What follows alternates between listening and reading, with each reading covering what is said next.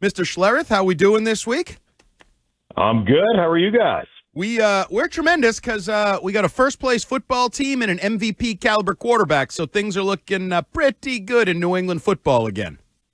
You guys are feeling yourselves, huh? I don't blame you. I don't. Hey, man, I'm with you 100%. Like I say all the time, man, I'm a really gracious loser, but I'm an absolute ass when it comes to winning.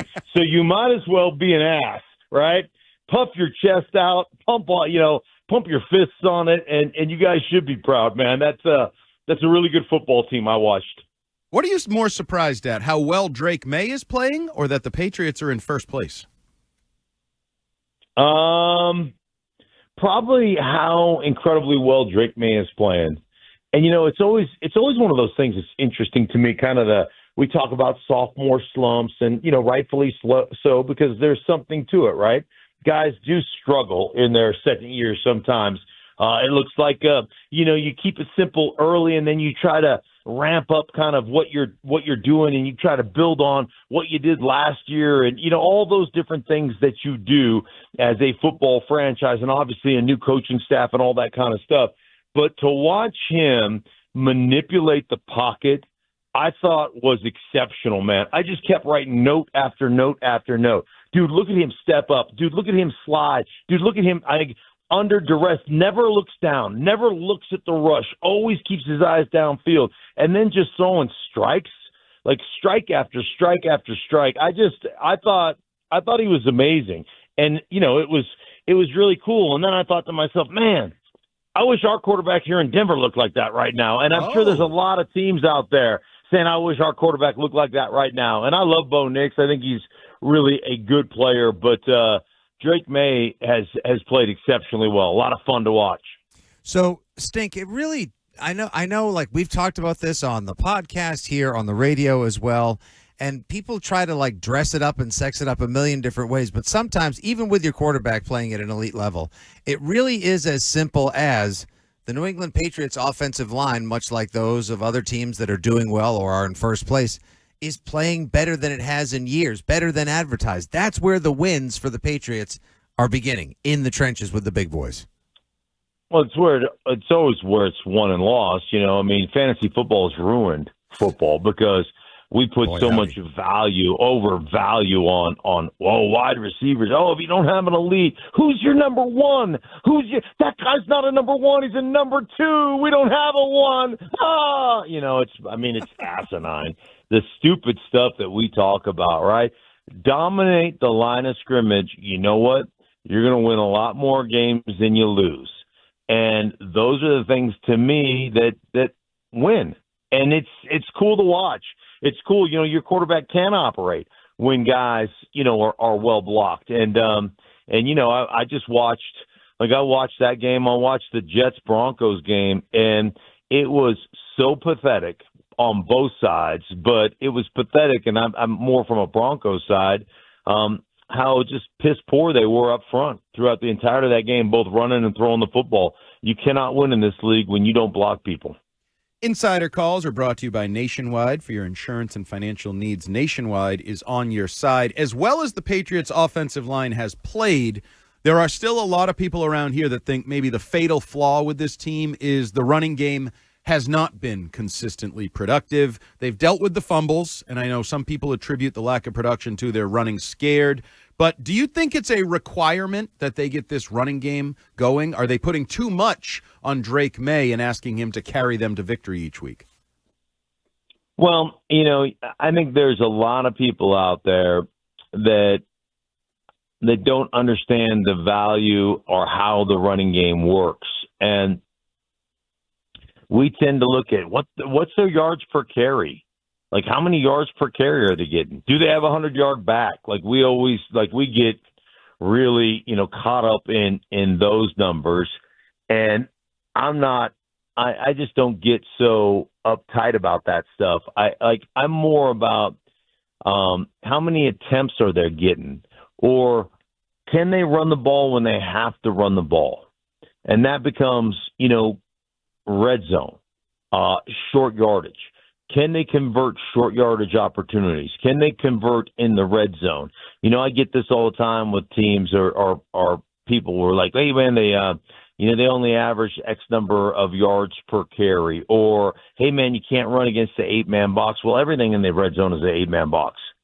So you damn well better learn or better understand how to run the game or run the ball in those situations. So, there's a lot of different things. But I always kind of look at, how many attempts are we getting? And if we can get enough attempts, then it keeps the play action stuff viable. And if you can keep the play action stuff viable, you got a chance. You got a chance to make big plays. And so that's always what I look at. But there's nuance. I guess there's nuance to the run game. And as long as you're still getting some attempts and you're doing some things in critical situations, I think that's, to me, what matters more. Stink, have you ever seen a situation like what the Patriots face this coming Sunday? Obviously it's a revenge game for Mike Vrabel, and he did his job making sure the team didn't experience a letdown coming off the high of the Buffalo win going into New Orleans. Well, now he's obviously going to be jacked up because he wants to prove a point to a team that he's got as many wins right now as Tennessee's had since they fired him. And now Tennessee even got rid of their coach before the game as well. So Tennessee is on fire, and here comes Vrabel with his team that's on fire. Can you remember a situation like this? No, not off the top of my head, no. But anytime you play your former team or you coach against your former team, it means something to you. And, like we used to sit here. Yeah, my career with the Denver Broncos, 6 years of starting here, we were 11-1 against the Oakland Raiders at that time under Mike Shanahan. And every time we played the Raiders, Mike Shanahan would get in front of the team meeting room and talk about how Al Davis fired him as a young coach with his first opportunity to be a head coach. And, and we talk about all kinds of, lawsuits trying to get paid the rest of your money. And everybody had a story, right? And, we're all human. I know that oftentimes people like to act like we're not, right? And they were like, we shouldn't have emotions and we shouldn't feel that way. But I promise you, Mike Vrabel is, looks at that situation and, he'll downplay it and everything else. But those things are real. And being human, man, there's nobody you'd rather beat than the guys who just fired you. So there's a lot to that. And good for Mike Vrabel, man. He gets this opportunity to stick it up their can. And like I said, when we started this program, like, hey, man, I'm a really gracious loser, but I'm an absolute jerk when it comes to winning. And I wanna make sure that I'm keeping score. I've got receipts. Mark, there was a really unfortunate play. I'm sure you've seen it by now in the win in New Orleans. Wiped out a 60-yard touchdown pass from Drake Maye to Pop Douglas. Really ridiculously late flag for offensive pass interference right at the line of scrimmage that a lot of fans around here honestly were like, is this rigged? Is this fixed? Did the league check in and buzz down into somebody's ear and tell them to wipe that touchdown out? What are your thoughts on the current state of NFL officiating and the idea that some fans think that they maybe are manipulating games? I think it's ridiculous to think the officials are manipulating games or the league is trying to manipulate games. They have a really, really tough job, and some of the rules that we implement are stupid. Frankly, a lot of the rules and the rule committee that they put in place are made by people who have never actually done the job. And then you're asking somebody to officiate it. You know what I mean? It's like, it would be like asking me, it's like asking me as, a grunt laborer my entire life, because I've watched Law and Order, to go litigate a case, right? Like, I don't know the first thing about law. So, but I've watched a couple of shows, so now all of a sudden I'm going to be a trial lawyer. And, a lot of the people in charge of the NFL see something and they decide, hey, we need to fix this, let's go implement this rule. Like, is there illegal formation? Because the head of the offensive tackle doesn't quite hit the belt line of the center. Are you kidding me? Are you serious on that call? I see that call get called 3 or 4 times, in almost every game. And we're in 2-point stances. If he got in a 3-point stance, his head would be crossing the hit or the belt line of the center. Or illegal player downfield, on screens, offensive lineman down. Come on, what are the offensive linemen? We're the worst athletes on the football field. We're a yard beyond where we're allowed to go. We're not blocking anybody anyhow out there in the open field. Like who are we going to block? Like we're running around like a bunch of bumbling idiots, like a hobo chasing a train. Like it just is. We're not going to hit. Like, why are we calling that every game? How many illegal man downfields have you guys witnessed this year alone? A ton. Where an offensive lineman has absolutely zero chance of having any effect on the play or doesn't have any effect on the play. Why are we calling that and slowing down the game? Is that not stupid to everybody else? Like I've said this before. I said it in our broadcast.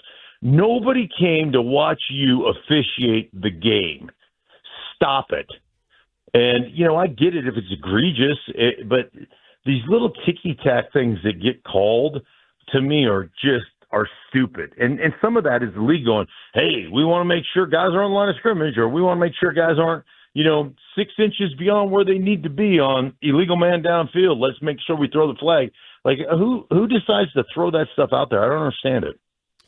Yeah, I know, but part of the Patriots dynasty was built on calls that could have gone one way and went the other way. So I understand, but you're 1,000% right, and it feels like so many of those are getting called this week, or this season rather. Last question here, Stink.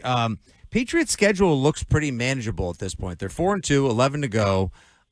Seems like there's a lot of dubs along the way. Are you feeling now? It's only 6 games in, but just to sort of get you on the record, do you feel like this team now has what it takes to be a playoff team? And do you think even the AFC East, which they are currently atop of, is something that could be within reason? Well, I mean, I told you guys I thought they were a playoff team if they just cleaned up the self-inflicted wounds after 3 games of the season. So, do I think they are? Yeah, I do think they are. I don't play the game of that's a win, that's a win, that's a win. Oh, that's a loss. That doesn't ever work. You never know how you're going to play week to week. But listen, with the way the quarterback is playing right now, and if you quit fumbling the ball, they look like they rectified some of that last week. And I know that Vrabel's always going to have them playing well on the defensive side of the ball with their defensive line and their front seven.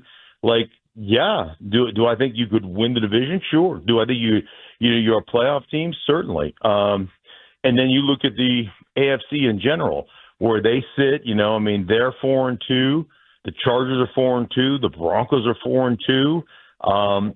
But every team is pretty much flawed as a drugstore diamond. So, every team seems to have their flaws. So, hey man, you're playing physical on the line of scrimmage, and your quarterback's playing well. You could win a lot of games. So, as we wrap this up real quick, who do you think the best team in football is? You know what? I don't know. I have no idea, because every time I think, hey, Detroit might be the best team. Oh, hey, this team is the best team in football. You know what? I think if parity is what you were looking for from an NFL standpoint, you got it. Because I don't think there is a dominant team in the NFL. I really don't. I think everybody is pretty evenly yoked at this point. All right, Mark, appreciate you joining us, and we look forward to talking to you next week, hopefully after another Patriots win.